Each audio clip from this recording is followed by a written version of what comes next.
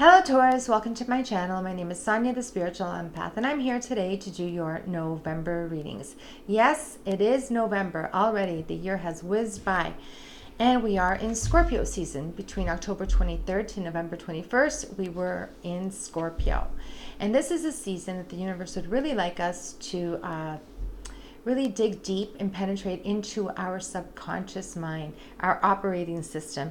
It's where we hold our soul's experiences, that deep, deep place where we kept all our life's experiences.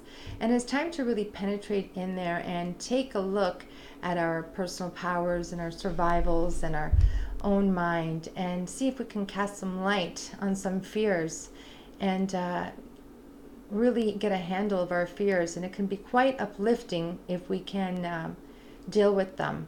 You know, communication systems will be better for you if you can illuminate some light into your energies. And there you go. And next we have Mercury retrograde. From October 31st to October 20th, we are in retrograde. It's not to be feared. It's just one of those times where we have to reflect back, take a look back on decisions. And this retrograde is highlighting money and business transactions and possibly revisiting people that you have some loose ends with. It's not necessarily means that there's a reconciliation of sorts. It's just tie up loose ends. Now, I would only suggest any type of tie up with something that brings you value. If it's of no value, there's no need to go over the past. Okay, so let's take a look at your month. You start off your month in Hermit, which is spending time in quiet meditation. This is a time when you're really focused inward at your options and you're spending time with yourself, reviewing what it is that you want, what it is that you don't want, how you want to move forward, really listening to your inner guides that will definitely guide you to achieve what it is that you want. And sometimes this could be work-related, friend-related, relationship, but sometimes we just really need to focus inwards, because if we really listen, the answers are there for us to find, but we need to listen carefully. What it is that you are hoping for deeply is the King of Air. Right here. It's brilliant, impartial, professional, speak your mind with confidence, seek professional advice, balance mental and emotional. Well, I think what you really would love is mental clarity, and so that you are ready to move forward in truth with no BS, and that you know exactly, now you've taken the time to reflect, and you want to move forward with your goals and your decisions and your desires, and you want it to be balanced. You just want the truth all out and just make that start and have it be balanced emotionally, physically, spiritually, and move forward. That is what you truly desire.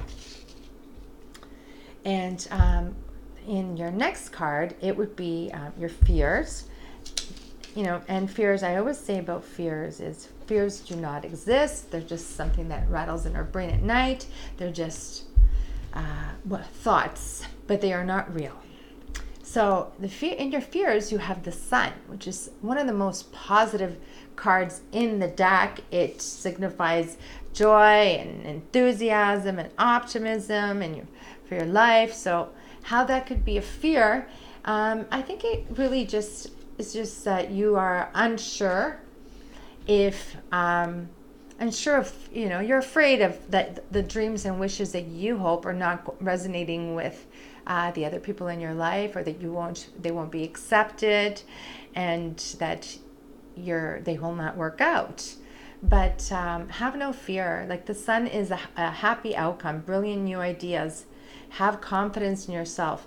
This is one of the things that we really need to always remember, because it is those deep, dark fears that sometimes work on our confidence, and we have to really be strong to fight those demons, because your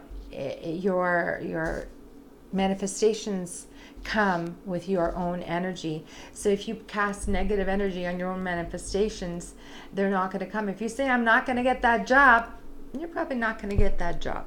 So we need to really be careful with our thoughts, because our thoughts produce our energy, and the energy that you put out is what you're going to get back. So the sun is what you're going to get. Sun is not to be feared. You will get what you like. Just stay positive. Keep that energy bright. What's going for you is the 9 of Air. It says, expecting the worst, self-fulfilling prophecies. Another card that's not very positive in your positive field. Well, this tells me that you have it in you. You have the guts. You have the strength to face your fears, to face all adversity. You want to get something done. There's a goal you have. You will try and try again. You are not afraid of hard work. You're not afraid of putting yourself out there, and you will work hard for what it is that you're going for. That is what's going for you. You're a hard, determined, strong person, and you're going to just dust. If it doesn't work out in your way, you dust yourself off, get up, keep on moving forward, and try again, which is awesome. That's a winner's attitude. What's going against you is a little bit, says the ego, a false sense of entrapment, being overly focused on material things, negative or fear-based thoughts. Once again, negative thoughts do not bring positive results. You need the shadow, the shadow self, like those deep, dark thoughts that, the doubts, your own self-doubt. You need to keep them in check.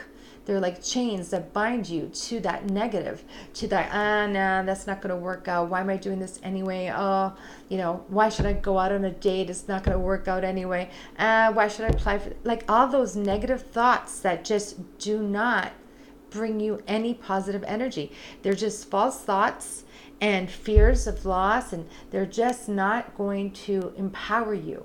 So be careful how you speak to yourself. Now you know that this is something that could hold you back. Your own self-talk is what holds you back. There's nothing to lose. In life, all the things that we don't try are the only things we regret. You know that saying, you're only your regrets for what you didn't do?